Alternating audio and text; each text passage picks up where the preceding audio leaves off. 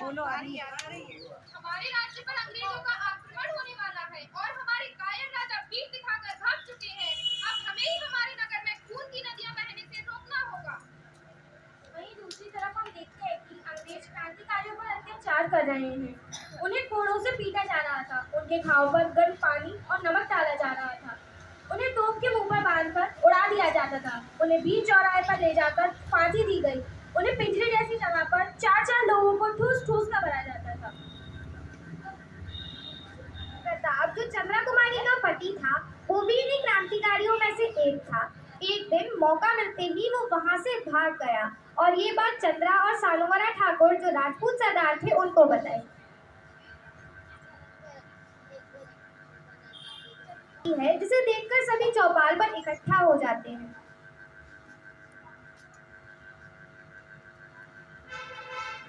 राज्य के प्रतिष्ठित और सम्मानीय नागरिक, आयु में तो मैं आप सभी से छोटी हूँ और यह राज्य मेरी ससुराल है।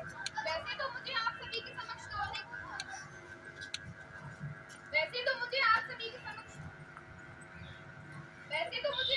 समक्ष बोलने का अधिकार नहीं, परंतु अब कुछ परिस्थितियां ही ऐसी हैं कि मेरा बोलना आवश्यक है।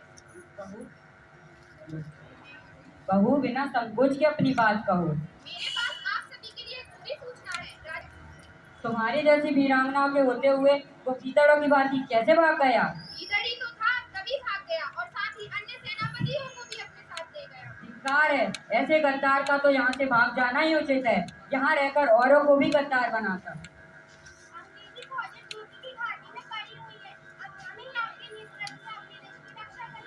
हाँ, सरदार ही करेंगे।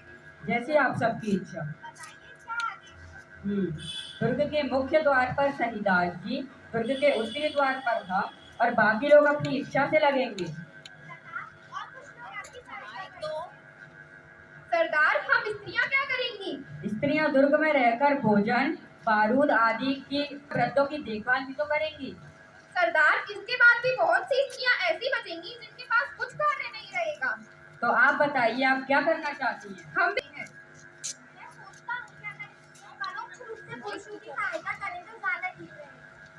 कार्य है, परंतु आप ये सोच लीजिए कि शत्रु संख्या में ज्यादा है और हमारे राज्य के मुख्य सेनापतियों ने भी राज्य का त्याग कर दिया है।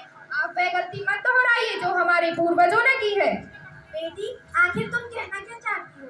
यही कि अगर स्त्री और पुरुष मिलकर गृहस्थी चला सकते हैं, राज्य का संचालन कर सकते हैं, तो फिर देश की सेवा का कार्य केवल पुरुष का ही क्यों है?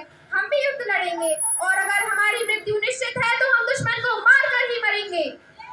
जय भवानी। जय भवानी, हम सब तैयार हैं। सभी लोग पहरा दे रहे होते हैं। चंद्र अपनी कमर में तलवार बांधकर हाथ में तीर कमान लेकर पहरा दे रही होती है। तभी अचानक से हमला होता है। चंद्र तीर चलाकर एक एक करके सभी सैनिकों को मारती जाती है। एक एक करके सभी लाशें गिरने लगती हैं।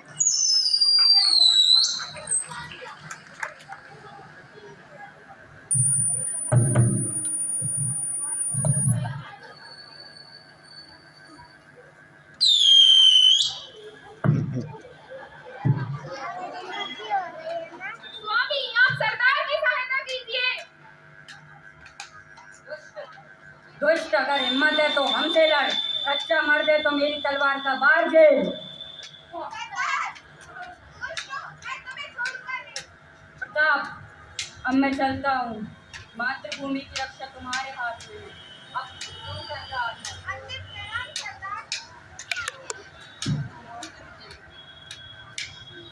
स्वामी, अब मुझे जाना होगा।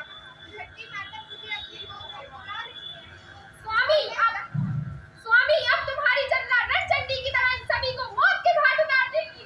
पति के मरते ही चंद्रा दोनों हाथों में तलवार लेकर दुश्मनों पर टूट पड़ती है, पर अपने पीछे से आते सैनिक को नहीं देख पाती, जो उस पर वार कर देता है। कई तलवार उसके टुकड़े टुकड़े कर देती है। श्रद्धांजलि है उस वीरांगना के लिए जो केवल पर्शिया अपना जीवन सार्थक बना है। भारत की वीरांगना ने जरूरत पड़ने पर अब पुरुषों के कंधे से कंधा मिलाकर अपने कर्तव्य का पालन किया।